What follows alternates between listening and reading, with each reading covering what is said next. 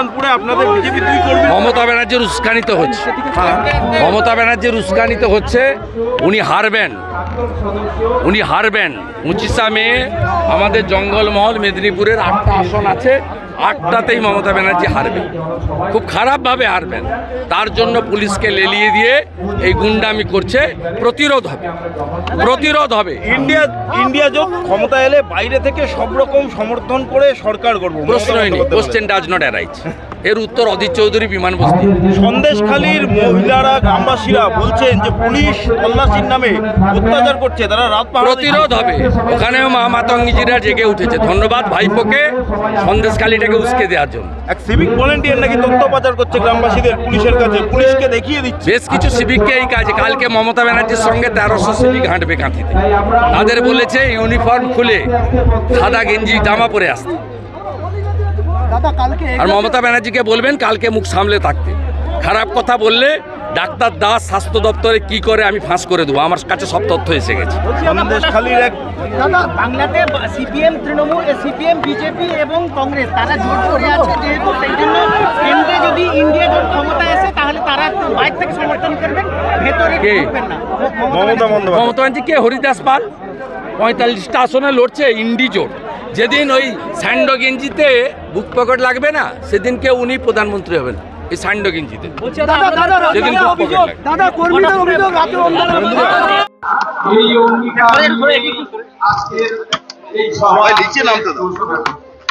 ভগবানপুরে আপনাদের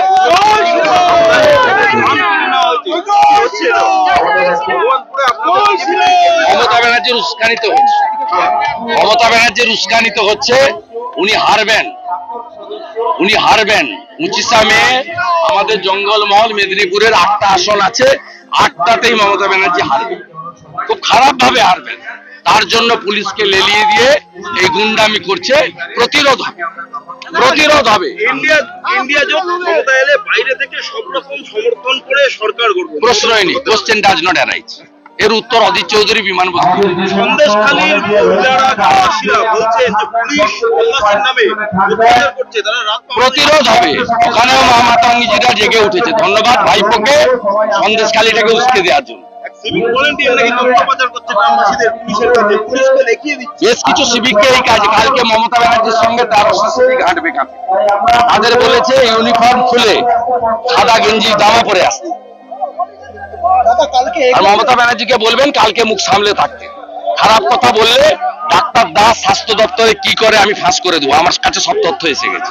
সন্দেশখালীর এক বাংলাতে সিপিএম, তৃণমূল, সিপিএম, বিজেপি এবং কংগ্রেস তারা জোট করে আছে, যেহেতু সেই জন্য কেন্দ্রে যদি ইন্ডিয়া জোট ক্ষমতায় আসে তাহলে তারা বাইরে থেকে সমর্থন করবেন, ভেতরে করবেন না। মমতা ব্যানার্জি কে? হরিদাস পাল 45টা আসনে লড়ছে ইন্ডি জোট। যেদিন ওই স্যান্ডো গেঞ্জিতে বুক পকেট লাগবে না, সেদিনকে উনি প্রধানমন্ত্রী হবেন এই স্যান্ডো গেঞ্জিতে। যেদিন বুক পকেট লাগবে।